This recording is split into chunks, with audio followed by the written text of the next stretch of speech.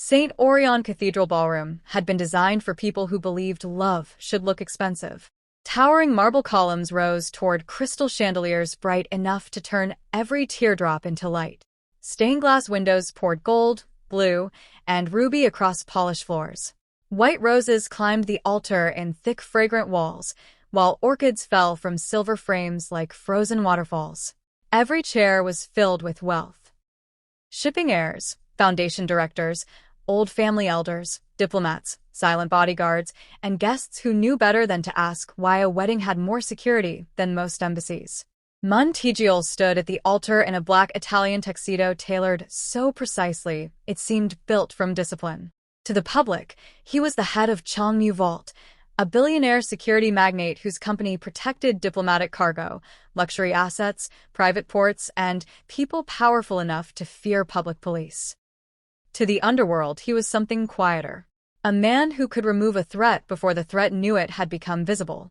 But in that moment, beneath chandeliers and white roses, Tijiol was trying to be only a groom. Sabira Dankwa stood beside him in a couture wedding gown embroidered with crystals that caught the stained glass light. Her veil softened her curls, but not her eyes. Those eyes had watched conflict zone buildings crack under pressure. They had mapped evacuation routes through hospitals, embassies, and refugee corridors. She knew the difference between beauty and safety. That was one reason Tijiol loved her. She never mistook a beautiful room for a safe one. The officiant began speaking. Guests leaned forward. Chairman Mun Chiziak, Tijiol's adoptive uncle, sat in the front row with a satisfied smile carved carefully into his face.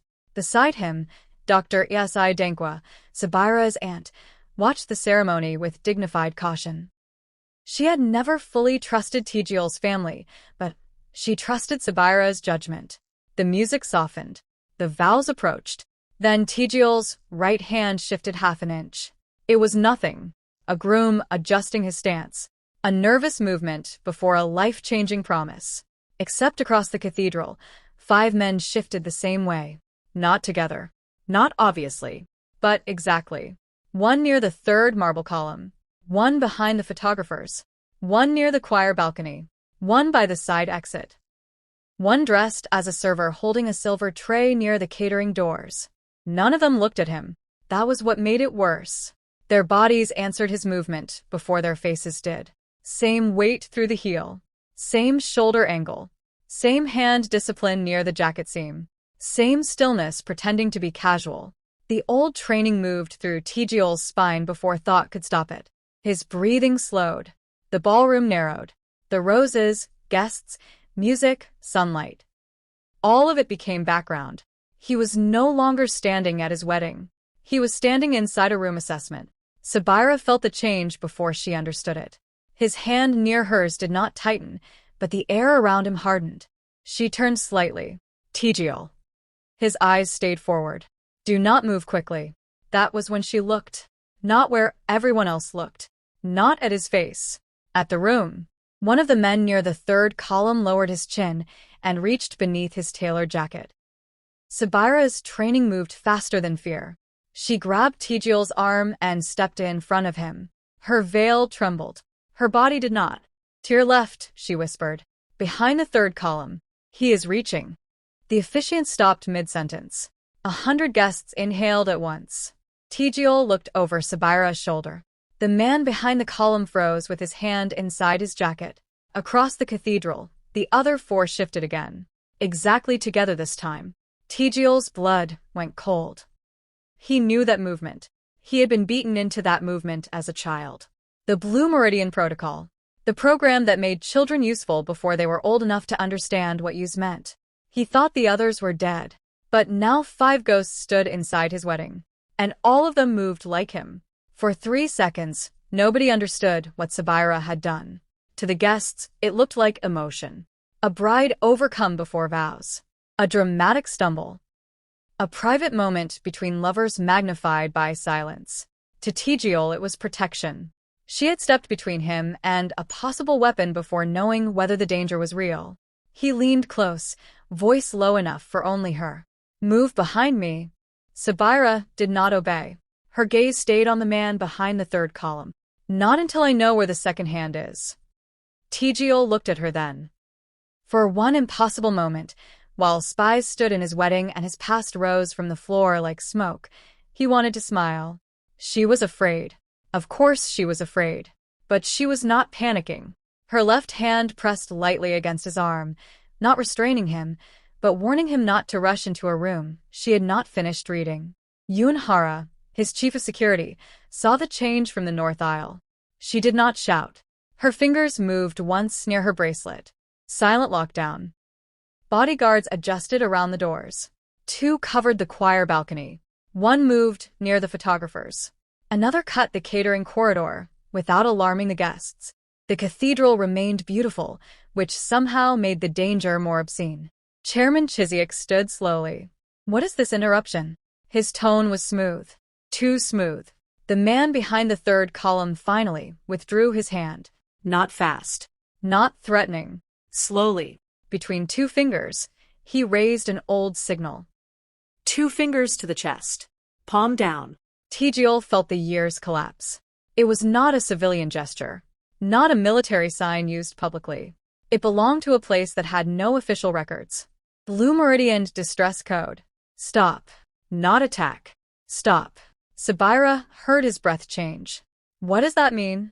He did not answer, because saying it would make the dead real. The officiant looked between them, confused. Mr. Munn? Guests began whispering. Elderly relatives rose halfway from their seats. Bridesmaids exchanged frightened glances beneath white floral arches. Chiziak's expression tightened for less than a second. Tejiel saw it. The old man knew. Not everything perhaps, but enough. On the velvet cushion before the altar lay the wedding ring. Platinum, simple, engraved inside with the date and Sabira's initials. Tejiel looked at it, then at Sabira, then at the 5 men stationed across his wedding like memories assigned to kill the future. He reached for the ring. A ripple of relief moved through the room. People thought the ceremony would continue. Instead, he lifted the ring and placed it back on the altar. No vows, he said. His voice carried through marble and glass. Every whisper died. No vows until the truth walks down this aisle first. Sabira's eyes widened. The 5 men finally looked directly at him. Yunhara's hand hovered near her security earpiece. Chiziak's mask nearly cracked. And St. Orion Cathedral, built for perfect weddings, became a courtroom with roses. Tejiel had not been born powerful. He had been trained to look useful before anyone allowed him to look human. The Blue Meridian Protocol did not call children children. It called them candidates. It did not teach them hope. It taught posture. Stand with weight ready to move. Do not waste a breath before answering pain. Never stare directly at the target unless the target needs to know. Keep your hand near the jacket seam. Lower the shoulder before turning. Scan exits before faces. Remember food, doors, clocks, shoes, lies. Forget names. Names made grief inefficient. Tejiel had been number 9. He remembered the number before he remembered his own voice. There had been others, not friends. Friendship had been punished as dependency. But bodies remember what rules forbid. Number 3 stood with more weight on his left heel after a broken ankle healed badly. No. 7 turned his head half a second before everyone else because his hearing was too sharp. Number 11 touched his cuff when panic rose. Number 14 watched exits even during meals. Number 18 hummed silently before extraction drills, though no sound ever left his mouth. They had grown inside the same machine. Then came the fire. A winter night. Alarms cut short. Smoke in the lower corridor. Someone screaming numbers instead of names. Tejiel remembered running barefoot over hot flooring, remembered a door opened where it should have locked, remembered a man's hand pulling him toward snow. Chairman Mun Chiziak later told him the story. I rescued you. He said it for years. At hospital beds. At legal offices. At graves. At boardrooms. When Tejiel learned manners, strategy, cruelty, ownership, Chiziak repeated it like scripture. I saved you from becoming a weapon. Tejiel believed him. Or needed to. Those were not always different things. But now, at the altar, 5 grown men stood inside his wedding carrying the old training in their bones. Number 3 behind the column. Number 7 behind the photographers. Number 11 near the cousin's row, thumb grazing one cufflink. Number 14 dressed as cathedral security, watching exits instead of the altar. Number 18 holding a silver tray like a server, but standing with the balance of someone prepared to run through glass. Tejiel looked at them and felt the child inside him stand at attention. Sabira touched his wrist lightly. Not to claim him. To bring him back. Tell me what this is, she said. He swallowed. The truth came out rough. Blue Meridian did not die. Her face changed. She had known he had locked rooms inside him. She had not known one of them would walk into their wedding dressed as guests. Before she could ask more, the man behind the third column stepped forward. Yunhara's bodyguards moved. Tejiel raised one hand. Everyone froze. The man bowed his head slightly. Number 9, he said. The cathedral murmured. Sabira turned to Tejiel. Número 9. His jaw tightened. A name he had buried had just been spoken beside their wedding roses. And the dead room inside him opened its eyes. The man from the third column moved slowly into the aisle. He was tall, composed, dressed like a guest from an old shipping family. His suit was expensive, but not loud. A small scar crossed the inside of his wrist, visible only when his sleeve shifted. Hansevruch. Número 3. Tejiel did not know how he knew the name. Perhaps he had always known. Perhaps the boy he once was had kept it hidden somewhere no training could reach. Yunhara's voice cut softly through the security line. Sir, permission to remove him. No. Chiziak stepped forward. This is a security breach. Remove all 5. No one moved. That was the first sign that the old chairman no longer fully owned the room. Solrock reached into his jacket again. Sabira stiffened. Tejiel did too, but not enough to stop him. What Solrock removed was not a weapon. It was a flat black data wafer sealed inside transparent film. He knelt and placed it on the white aisle runner between scattered rose petals. Number 9, he said again, voice controlled. The contract activates with the vows. The word struck harder than any gunshot could have. The wedding contract? Sabira asked. Solrock looked at her with something almost like apology. Your vow signature is the legal trigger. Chiziak's voice cracked through the room. Lies. Dr. Esi Dankwa stood from the front row. She was elegant in silver gray, stern as a court ruling. What legal trigger? Chiziak turned toward her. Doctor, this is not the time. It became the time when a stranger told my niece her vows are being used as a key. Yunhara took the wafer with gloved hands and inserted it into an isolated reader carried by one of her tech officers. No connection to the building. No outside signal. Tejiel had trained his people well, even if he had failed to audit the room deeply enough. The file opened against a secured tablet. Hara read silently. Her expression changed. Then she turned the screen toward Tejiel, Sabira, and Dr. Esi. Changmu Vault Port Authority Access. Dankwa Foundation Aid Route Permissions. Emergency Cargo Exemptions. Private Medical Corridor Controls. Humanitarian Supply Protections. Encrypted Signatory Trigger linked to marriage certification and vow confirmation. Chairman Mun Chiziak's authorization. Sabira stared at the screen. Her wedding veil suddenly looked less like beauty and more like something someone had tried to use to blind her. She turned to Tejiel. Did you know my vows were being used as a key? The question did not accuse loudly. It did not need to. Tejiel looked at the files, then at Chiziak. He had known there were alliance agreements, security coordination, philanthropic cooperation, shared logistics support for dangerous aid corridors. But not this. Not a vow trigger.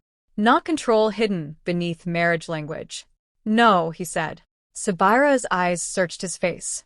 He continued, because truth given halfway was another form of deception. But I should have known enough to check. That answer hurt her. It also steadied her. Chiziak's voice sharpened.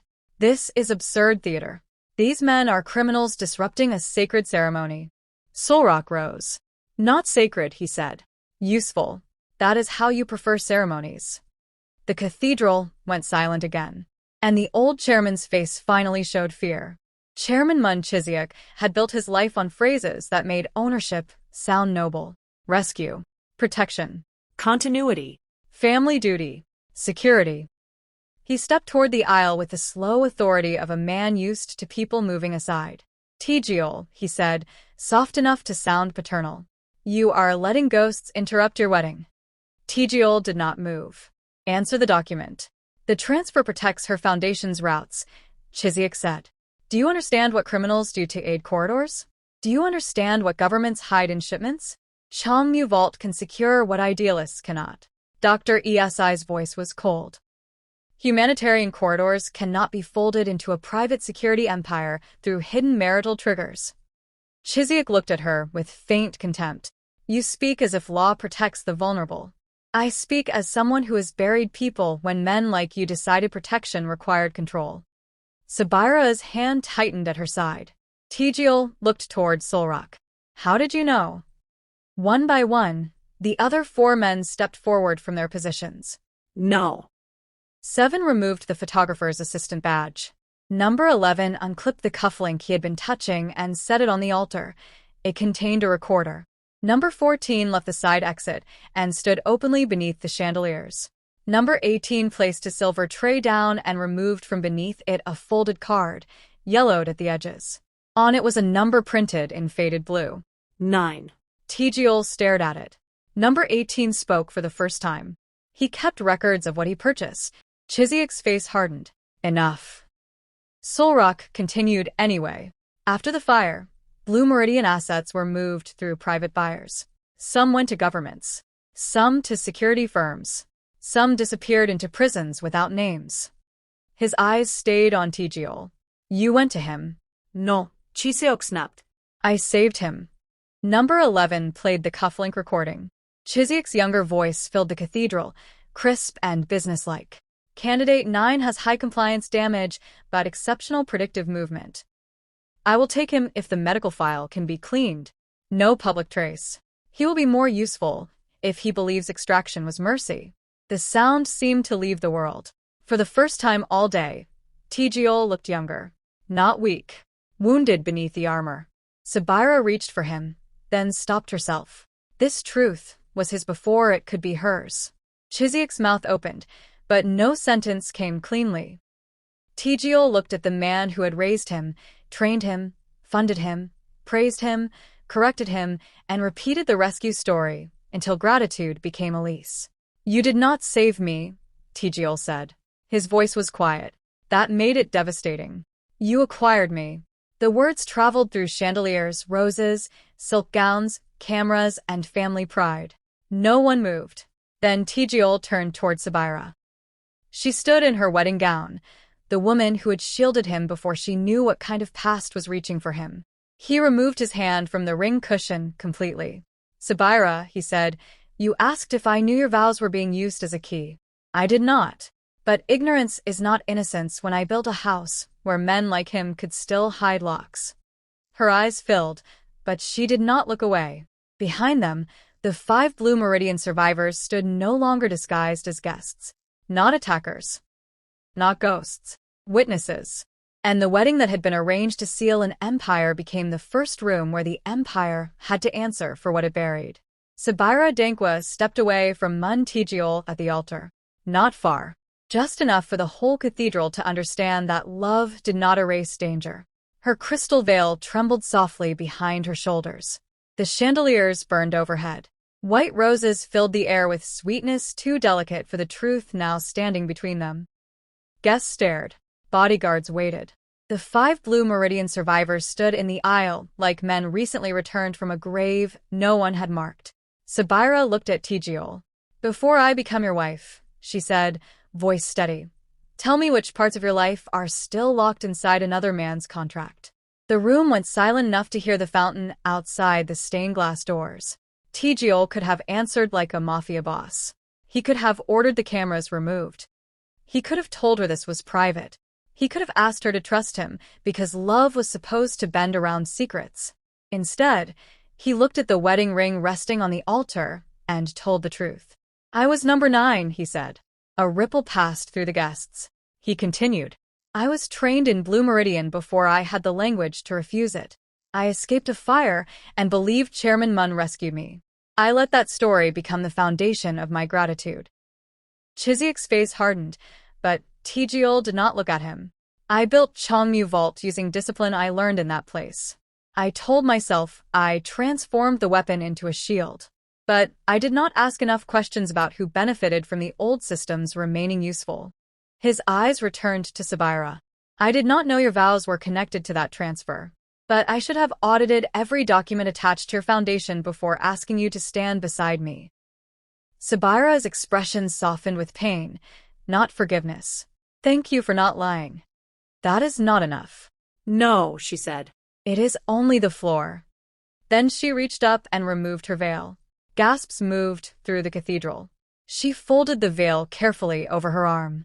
My name will not open doors I did not choose, she said. The wedding pauses until that is true. Tjiol bowed his head once. Acceptance. Not argument.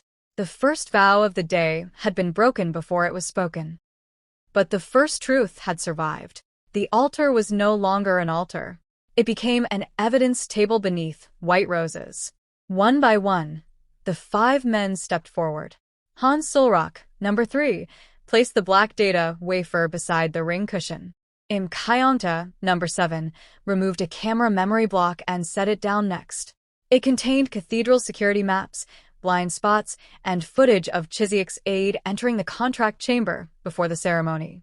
Seoruan, no. 11. Unclipped the recorder cufflink and placed it near the flowers. Ma Jaiziop, number 14, set down a folded exit diagram marked with routes Chiziek's private guards had tried to control. Jo Urim, number 18, placed the faded card with Tjiol's old number beside the wedding program. 5 offerings. 5 witnesses. 5 men who had been trained to disappear, now choosing to be seen. Yun Hara secured each item with gloved precision. Her face revealed nothing, but her voice was quieter than usual when she said, "Evidence chain begins here." Tjiol looked at the men. "Why today?" Solrock answered, "Because today made the old system legal." Kyonta added, "The contract needed ceremony, cameras, witnesses, a bride, a foundation named clean enough to hide the cargo routes."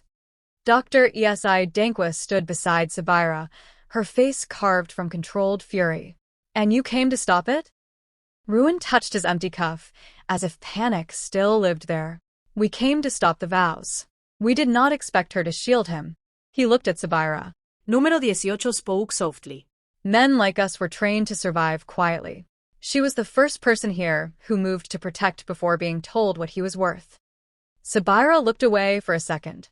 Not embarrassed. Moved despite herself. Tjiol turned toward the 5 men. "You do not have to stand in corners anymore." Number 14's eyes sharpened.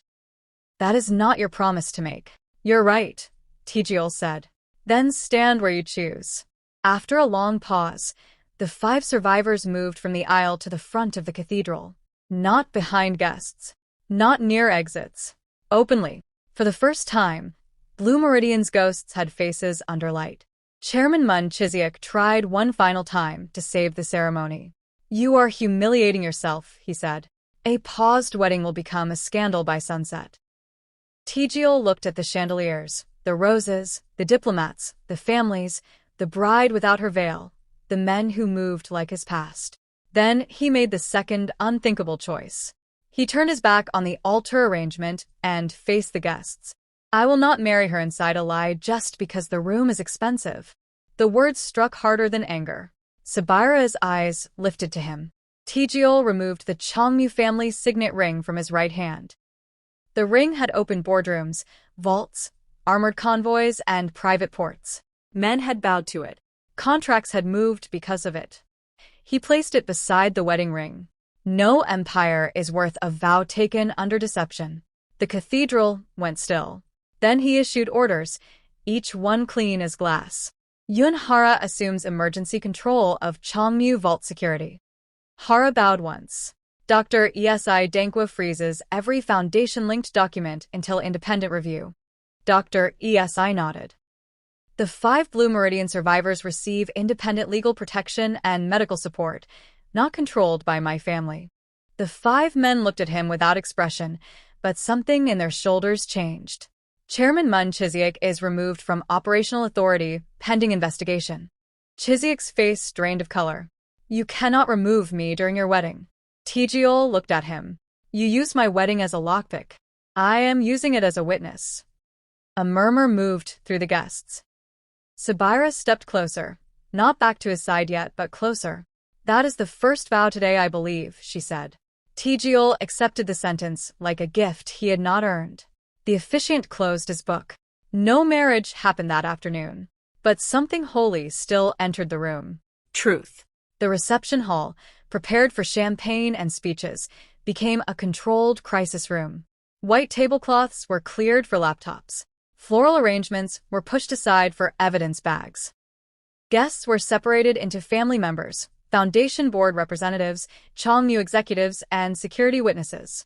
Nobody danced. Nobody toasted. No one knew what to do with a wedding cake, while a covert trafficking of access rights was being dismantled beside it. Chiziek tried to leave through the service corridor just after 4 o'clock. He made it past the dessert station before Yun Hara stepped into his path. Ma Jiziop stood behind her. No violence. No raised voice. Just an exit that no longer belonged to him. In the bridal waiting room, Sabira sat with her bouquet on the table between her and Tijiol. The room smelled of roses and powder. Her gown still glittered. His tuxedo remained perfect. Everything else had changed. I shielded you because I saw danger, she said. But I cannot marry a man who waits for danger before showing me the locked rooms. Tijiol lowered his eyes. You shouldn't. She waited. He continued. I will spend whatever time you allow unlocking them without asking you to stand in the doorway. That line reached her. Not enough to repair the day. Enough to keep the future from closing completely. Outside, Dr. ESI confirmed what the data had already shown. The transfer would have compromised humanitarian medical corridors across several countries, exposing aid shipments to private leverage and political capture. The 5 survivors agreed to testify, but only under independent counsel. Tijiol accepted that immediately. Solrock looked at him. We did not come for shelter. Tijiol answered quietly. Neither did I when I was 9. I still needed it. Number 18 looked down at the faded card in his hand. For men trained not to need anything, the word shelter sounded almost dangerous. By nightfall, they accepted protection. Not from an empire. From a process Tijiol did not control. And that difference mattered. Months later, the world knew enough to be uncomfortable. Chairman Mun Chiziek was removed from Changmu Vault and placed under investigation. Blue Meridian's hidden survivor records surfaced through legal channels. Changmu Vault was rebuilt under independent oversight. The Dankwa Foundation's aid routes were protected from private control. Every vow-triggered contract was voided. 5 men received names again, not numbers. Hans Solrock opened a security testimony archive. Im Kuongta trained investigators on surveillance manipulation.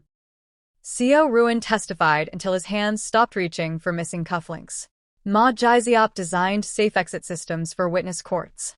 Zhou Yurim kept the faded number 9 card framed in a small office where no one had to ask what it meant. Tijiol funded survivor protection without controlling testimony.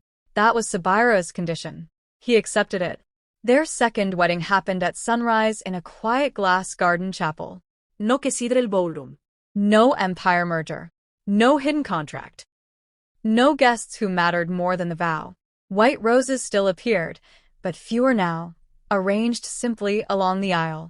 Dr. ESI sat in the front row. Yun Hara stood near the entrance, relaxed for once. The 5 former spies sat openly as named men, not shadows scattered around the room. Sabira walked down the aisle without the heavy crystal veil. Tijiol watched her with the stillness of a man trying not to hide inside old training. His right hand shifted half an inch. No one mirrored him from the shadows. He noticed. Sabira noticed him noticing. She smiled. At the altar, he took a breath. The first wedding taught me what not to hide, he said. This one is only a vow. Sabira looked at him. Then I can finally hear it. This time, no contract activated. No hidden door opened. No empire moved beneath the words. There was only a man who had chosen truth over control and a woman who had refused to let love become a blind signature.